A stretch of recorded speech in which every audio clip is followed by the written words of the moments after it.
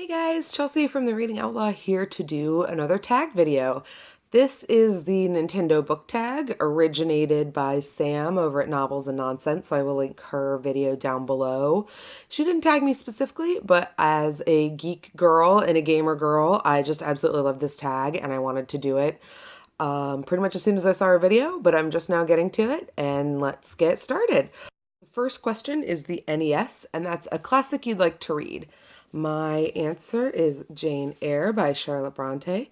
Believe it or not, I have never actually read this book cover to cover. I was assigned to do so and never did because I was not always the best English student despite loving English.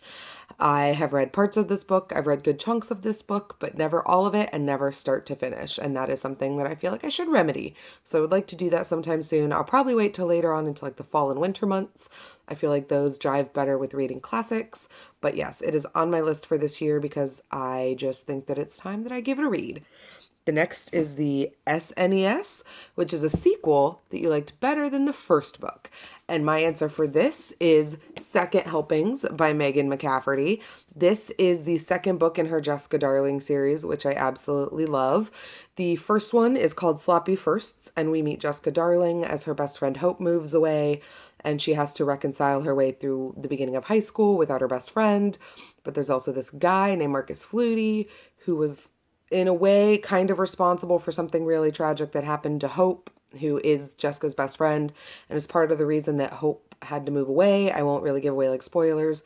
I liked the second one way better because in the second one we get way more of Marcus Flutie, and Marcus Flutie is one of my absolute biggest literary crush. White guy with dreadlocks, real skinny, he's funny, he does like card tricks and magic, and he's like a Buddhist, and in high school I was absolutely in love with him. This copy is so torn up. It is like literally falling apart. The spine is destroyed. I am so afraid that it's just gonna like destroy itself. But I loved it so much, and I think it's absolutely better than the first one. I will stand by that. The next question is the N64, which is a book that revolutionized the way you see the world. I did a whole tag on this that you guys have heard me mention before. It's called the Be a Good Human book tag, and I will link it down below. It's all about the books that revolutionize the way I see the world and help me become a better human.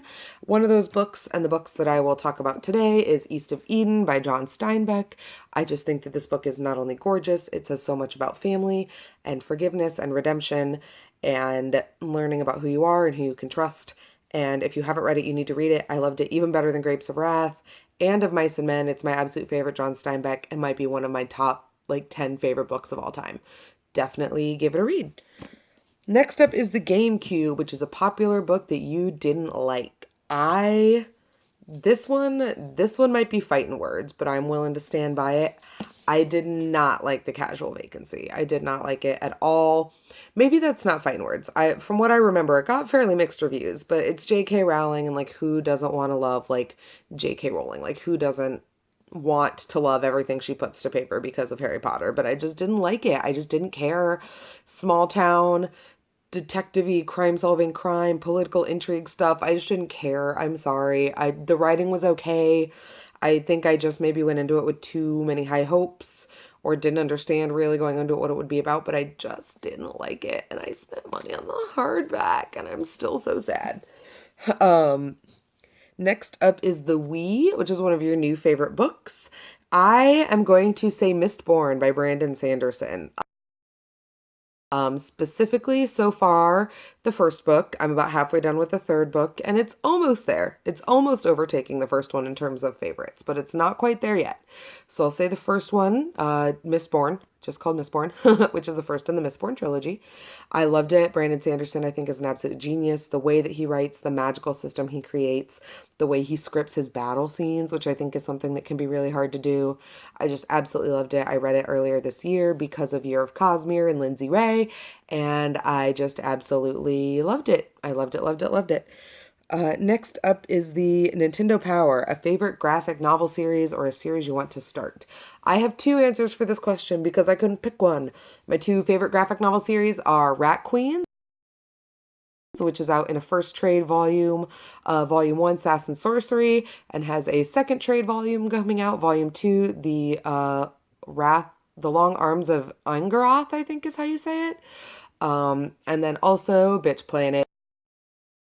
Bitch Planet, Bitch Planet, Bitch Planet. I love it, I love it, I love it, I love it. It's not out in trade yet. It's still out in singles, but it is absolutely fan-fucking-tastic. I'm absolutely obsessed with it. I love it, love it, love it. Love it. Absolutely love them.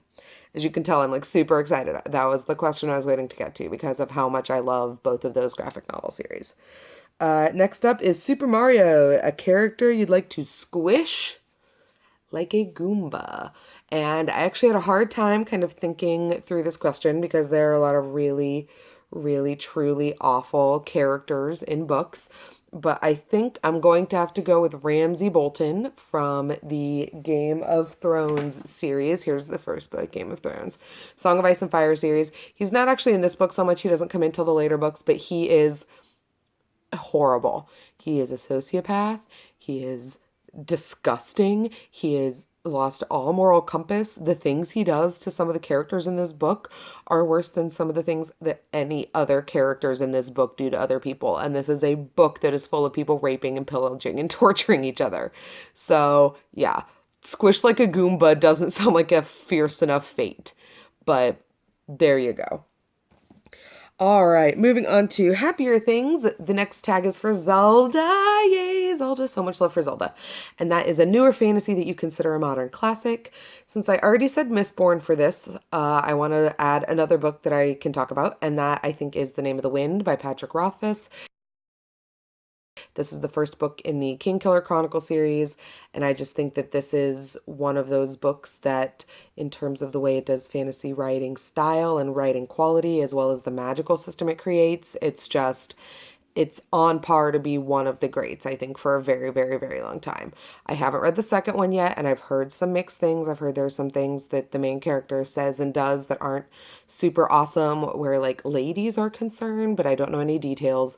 But I think that the first one, if they live up to the caliber and the writing and the quality of the first one, that is something that will remain on lists of like best fantasy novels for like forever now. Next up is Samasaran, which is your favorite sci-fi. I am going to say a book that I actually just started rereading, and I forgot how much I absolutely loved it, and that is Ready Player One. If you are a nerd kid or a gamer kid and you have not read this book, you need to remedy that immediately. This book is set in 2045, 2040. I believe it's, 2044, excuse me. And basically all those horrible things about the world that are already happening have continued to happen. Global warming, the energy crisis, overpopulation, food consumption, all of these things that are horrible and that we're not actually stopping doing have brought us to a place where everything in life is basically awful and everyone exists in a virtual reality world called the Oasis for most of the time. That's where people do shopping, they go to school, they get their entertainment. And the inventor of the Oasis dies and decides he's going to leave his fortune to the first person who can find their way to an Easter egg inside of the Oasis. An Easter egg is like a hidden key inside a video game that leads you to like a cool other hidden part of the video game. The clues to get the key, to get to the Easter egg within the Oasis video game system are all 80s pop culture references, television shows, movies, music. It's so fucking fantastic that I'm going to swear about it because of how much I love it. I'm listening to it on audiobook, and Will Wheaton, damn you, Will Wheaton, he reads his way through the audiobook, which is even better. It makes it even more enjoyable this time than I loved it the first time. I kind of forgot about this book and how much I loved it and how good it was. It makes me so excited for Armada to come out this month. But yes, this is absolutely my favorite science fiction, and it's not hard science fiction. It's like super light, pop culture-y, kind of science fiction, but I think that makes it easier for a lot of people to get into who are new to the genre, so I think that's also a plus. All right, next up is Pokemon, and these are the favorite book editions that you want to collect. I have talked about these before. I don't actually own any, but they are the Penguin Clothbound editions. I will put my favorite one up right now. And it is the Charles Dickens Christmas Carol and Other Writings cover. I just think it's so gorgeous. All of their covers pick a symbol to represent the book, and then they inlay it in like a foil that's color complementary to the books. They're absolutely gorgeous. They're like $25 a pop. That's why I don't have any. I don't buy a lot of books, but I just think that they're fantastic, and I can't wait to catch them all. See what I did there? I liked that. Also, the next one is Donkey Kong, and that is a book with original characters. That is, what I'm going to pick for this is Gardens of the Moon by Steven Erikson. I just finished this. It's the first in the Malazan Book of the Fallen series, and the characters in this are absolutely fantastic. It's something that Michael from Bitten by a Radioactive Book pointed out to me, that I was kind of picking up on, but not quite as strongly as he pointed it out, and that is that a lot of the characters in Stephen Harrison's books kind of take the traditional fantasy and science fiction character tropes and turn them on their ears. So we get creatures that are kind of like elves, kind of like orcs, kind of like dwarves, kind of like trolls, but not really. He just twists everything on its head, and that's just in their physicality. I love that it so far in Gardens of the Moon there are no real like gender specifics or gender dynamics in terms of who can or can't do what or what is done better by who. All of his characters have just really interesting motivations. There's a lot of death and resurrection and character rebirth and all of this that crafts a lot of really complex histories. And I just think that it's so fantastic and so amazing that he can kind of keep all of this straight in his mind and craft these really interesting characters. And lastly, the last one is the Nintendo fandom. A question about Nintendo itself, which is your favorite Nintendo game or a Nintendo game you want to start playing. I'm going to do my favorites. We already mentioned Zelda because obviously, but Kingdom Hearts.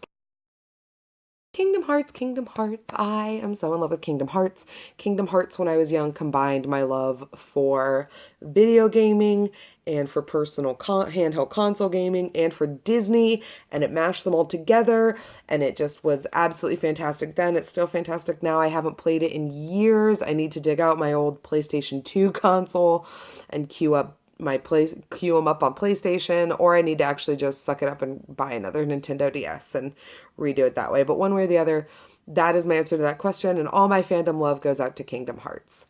That is it for the tag. I would like to actually really quick before I say goodbye to you guys, go ahead and give a huge shout out to Shades of Orange, who was nice enough to mention me on her I believe it was her June wrap up or her last week in June wrap up. She did a really wonderful shout out for me and said a lot of amazing things. I know that a lot of you guys are here because of what she said. I got a lot of new subscribers after that. So I just want to say thank you so much to her as a newer member of the BookTube community. I just think it's so kind and amazing that she would say those nice things to me. And I'm planning on starting to do my own shout out soon and shout out some of my own booktubers who I think are smaller and who I love. But yeah, that's how I wanted to wrap up the video, is saying thank you to her and throwing a little love her way. I will link her channel down below in case you subscribe to me but don't subscribe to her.